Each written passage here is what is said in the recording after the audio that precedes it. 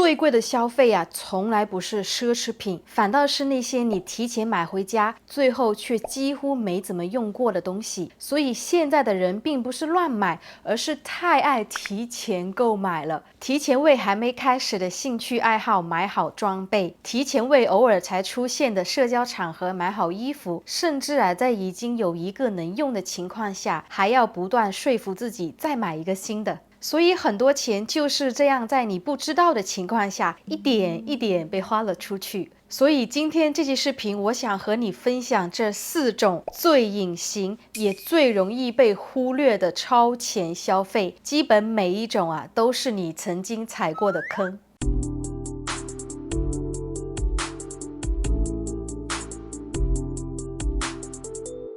第一种就是以任何形式开的季卡和年卡的消费。办卡的那一瞬间都很冲动，都觉得自己以后一定会来，一定用得很勤。现实就是，只要时间不凑巧，天气变化，或者你的生活有重大的改变，那张卡使用的次数也会减少。就拿今年西雅图冬天来说，我看到好多人都提前买了滑雪场的季卡，结果几乎每天都下雨，有些路段还发生了洪水。这雪眼看着没下来，人也没去到，钱倒是先没了。这些都是我们控制不住的外界因素，而季卡和年卡最大的问题就在这里。你一旦把钱提前付了出去，不管后面发生什么变化，承担风险的永远是你自己。更别说很多美容院、健身房、本地小店本身就存在不稳定性，今天还在营业，明天可能就贴着转让告示。这一旦店倒闭、换老板、换地址，你那张卡基本就等于作废。我们在办卡的时候呢，通常都是对未来的自己充满自信，可现实往往就是计划赶不上变化。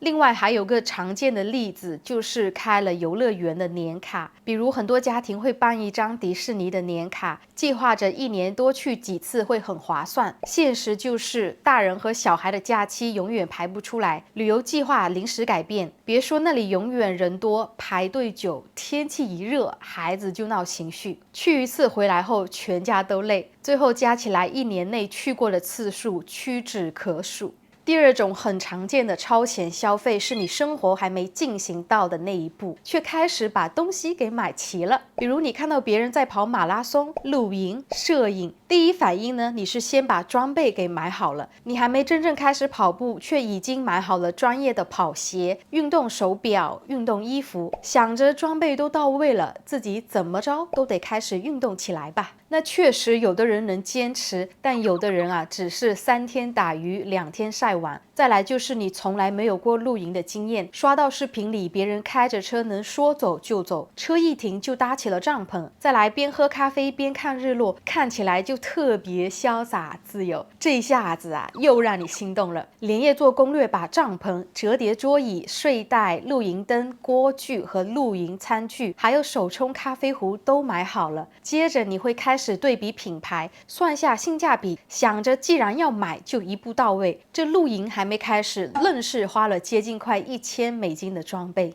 这里就有一个隐藏的消费陷阱，就是我们很容易觉得只要东西买得够好，牌子够贵，体验感自然就会上来。这种想法呢，不能说完全错，但问题在于你的经验和熟练度根本还没到那个阶段。很多装备呢是需要经验、技巧，甚至踩过几次坑之后，才能真正用出它的价值。可你的兴趣还没培养起来，你对这些东西也不是很熟悉，钱呐，已经就先花出去了。买相机也是同样的道理，起初你会想着以后要多记录生活，多拍点照片，咬咬牙就投资了一台贵重相机以及非常专业的镜头。等真正开始拍摄的时候，才发现拍照这件事情是需要时间去练习，也需要你真的愿意背着它出门。所以等新鲜感一过，你会发现相机又重又麻烦，出门还要单独带一个包。慢慢的，你又换回了手机。你使用相机最频繁的，也就是刚买回来的那几天，之后啊就再也不用了。所以说，很多兴趣爱好在开始很容易，坚持才是最难的。尽管你的钱和装备都到位了，但你的时间、耐心和经验并没有跟上。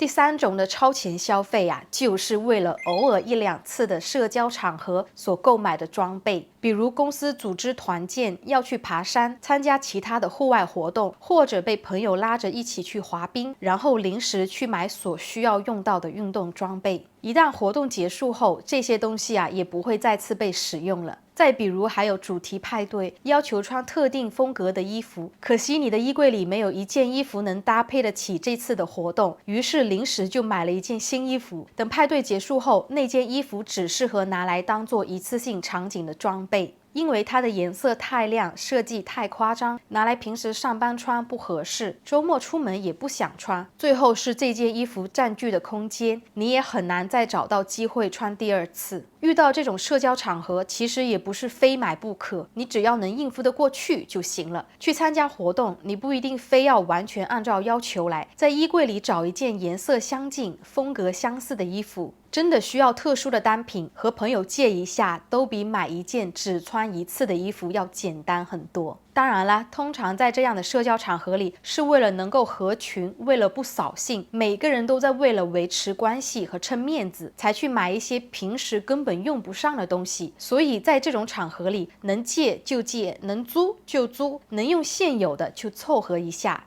最后一种超前消费特别出现在你已经有个能用、功能类似的物品上，这个时候你看到别人买新的、好看的、颜色不一样的东西，就瞬间觉得自己手上的这个东西多少有点普通了。比如你已经有一条很好穿的牛仔裤，它的版型好，让你每天穿着都很舒服，可惜穿久了之后，它就变成了衣柜里最普通的那一件。这时候看到另外一条全新的款式，更显苗条，更显身材，你的注意力就这么被拉走了，会下意识的拿它和自己那条旧的做对比，越看越觉得新的那条哪都好。杯子也是一样，一开始每天用都觉得很好，用久了之后它也只是一个杯子而已，这图案你也看腻了，想着换个更好看的图案，让自己每天心情都不一样。这种消费的问题不在于东西买的好不好，而在于你第一眼看到别人用的会更好看、更新鲜，反过来看看自己用的就变得很普通。我们会有这种想法是很正常，因为别人的是刚开始用的状态，而你的是已经被使用了很久的状态。拿这两种状态去做对比，肯定是新的会更好。你要知道，一开始新买的物品用不了多久也会被用旧，用的磨损。这些重复性的东西都不是你生活里缺失的，只是一时看腻了，想换个颜色，换个款式。等下次再想买第二个之前，先把手上那个多用一阵子，这购买冲动就会被压下去。